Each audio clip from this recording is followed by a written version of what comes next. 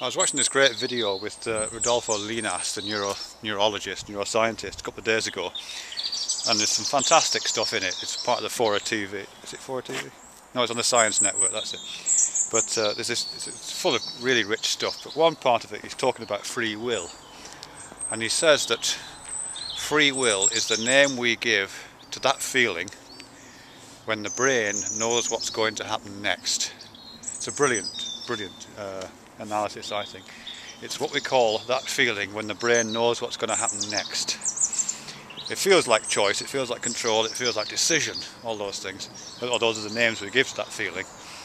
But as he says, it's the name we give to the feeling that the brain, when the brain knows what's going to happen next. I'm just trying to implant that into my brain. Because it seems to me that there's a particular scale at which that's operating. I'm not sure if this will make any sense, but I've kind of got a visual image which I'll try and articulate. Because here I am walking on this path. This is the salt line, as it's called, in Sandbach.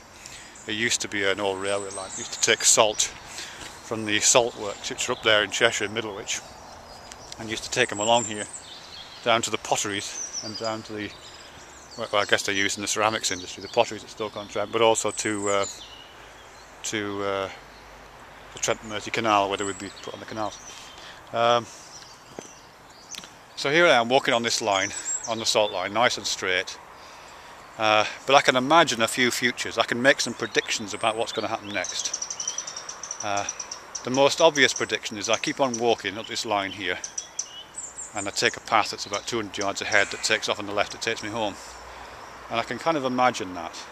But I can perfectly easily imagine 200 yards ahead, me, you know, in say 5 minutes time, me being in a whole range of different places. I could climb this bank here, I could climb it here, I could climb it here, I could climb it here, I could climb it here. I could go off in a range of different places. So 5 minutes time might find me in any one of, I don't know, 10,000 different places. So I can make some predictions about that. 2 minutes time, I can still make those, I can still go off at all these tangents, but it's going to find me in less, a more restricted range of possible places I could end up.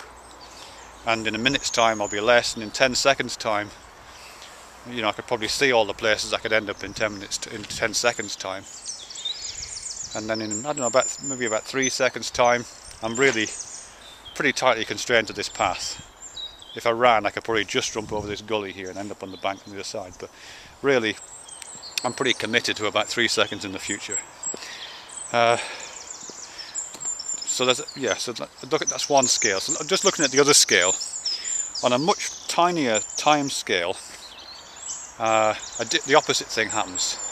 Yeah, well, as I'm walking here, just before my foot hits the ground, say, I don't know, 1/10 of a second before my foot hits the ground, I'm completely committed to the action.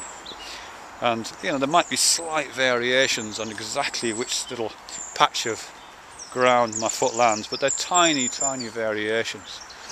And the smaller I make that gap of time, 1/100th of a second, 1,000th of a second, a nanosecond, so the options available to where my foot lands become smaller and smaller, until, to all intents and purposes, there is only one option.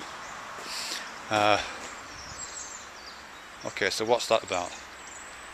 I suppose what I'm thinking about there is there seems to be a gap somewhere between, you know, a very short period of time, let's say 1/10 of a second, or 1/3 of a second, let's say, it's a more interesting number.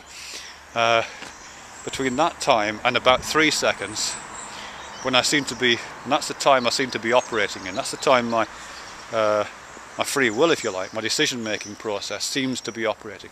Beyond about 3 seconds, it's just like, well, it's just bazillion things that could happen. You know, I can't predict that far ahead. And less than 1/3 of a second, I'm committed already, I'm already doing it. So it's happened, you know, to all intents and purposes. So my free will, this thing that produces this feeling, this slice of time that produces the feeling that Rodolfo Llinas is talking about, the feeling when the brain knows what's going to happen next, is about that period of time. Now what does that mean? Does that make any sense at all? Yeah, I suppose I'm assuming a deterministic universe, a causal universe. So all this talk about, you know, these 10,000 possible places I could be, or the 2,000, or the 10 places I could possibly be, in a certain number of seconds from now. They're imaginary things, they're imaginary places. And as that number diminishes from 10,000 to 2,000 to 100 to the 10 possible places I could be in 3 seconds time, I can kind of feel, and it becomes more deterministic, becomes that moment just before my foot hits the ground. It doesn't become more deterministic, it becomes more recognisably deterministic. As it's doing that, I can kind of, it seems to be moving through this period of certainty. And I think that's that moment that's generating that feeling of free will. You know, when what appear to be subjunctive realities, but are actually just predictions, start to be closed down to a smaller and smaller number. So the 10,000 subjunctive realities I'm imagining and predicting myself into in 5 minutes time, closed down to the single reality that I'm committed to just before my foot hits the ground.